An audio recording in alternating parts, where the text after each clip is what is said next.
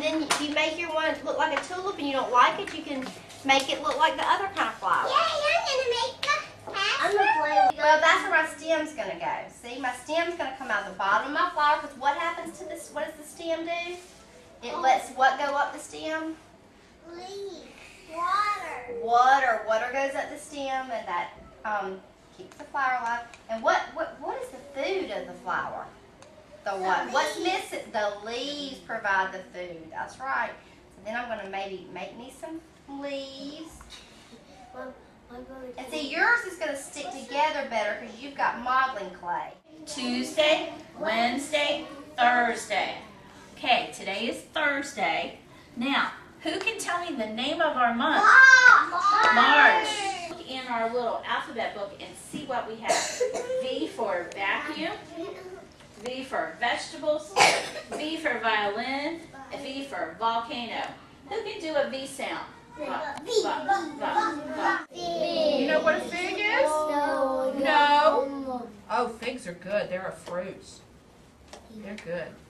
I once had them at somebody's house. What word, guys? What's my word? Yes.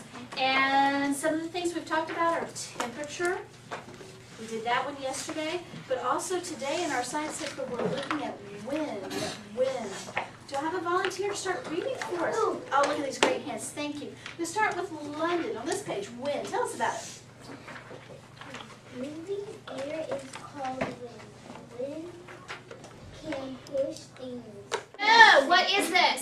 A sphere. This is a sphere. A sphere. Does a sphere have four straight sides? No. No. Does a sphere have any sides? No. No, it is not. If I cut it in half, it is what? Cindy? Half a sphere. It's half a sphere, but it's got a special name. It's a, Jenna? Hemisphere. It's a hemisphere. If I say, I'm going to sit over there, what's the adverb? There, and it tells where. If I say, I walk quickly, what's my adverb? Tempted an arrangement. All right. Disbelief, tempted, and arrangement. Number 6. Okay, good. Has a different number, right? All right. Who can tell Jenna what the numbers stand for? Weatherly. The number of protons, neutrons, and electrons. Right. Okay. So you have the same number of protons and neutrons and electrons. Entered the Pepsi in 2005. But before we do that, we have some notes to take on the Reformation. So I wanted us to do, can I turn the lights on for just a second? I'm going to kind of do a little group discussion for just about 60 seconds, okay? And we've talked about the Reformation, right? And we've talked about the effects of the Reformation, but as far as our presentation here in church history is concerned, we are right up until the point of Martin Luther's coming on the scene, and we just got through with, the Black Plague has affected all of Europe.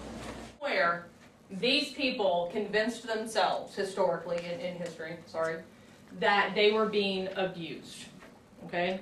Now, was anybody in America being abused physically by King George III? No. Did he ever come over here? No. Okay? But by definition, using this word, a tyrant, which is what Jamie had said at the beginning, is almost going to lead you to the idea that he's being abusive, okay? How does a government abuse its people? Switched your reports around. That was good. How many hands only? Did you learn something that you didn't find for your report that you might have learned from another peer in your group? Okay, so there's a lot of information then. That's why I like for you as peers to be able to share first. That way it'll round out whatever discussion that we will have today. Okay, so these again are all polynomials. Because we said poly meant what? Many. Okay? So our first one, we have two terms. 7x being a term and 4 being a term. Each of these individual terms are monomials by themselves. Okay? 7x is a monomial and 4 is a monomial by itself. Okay? So we have two things here. So this will be classified as a binomial because it has two parts.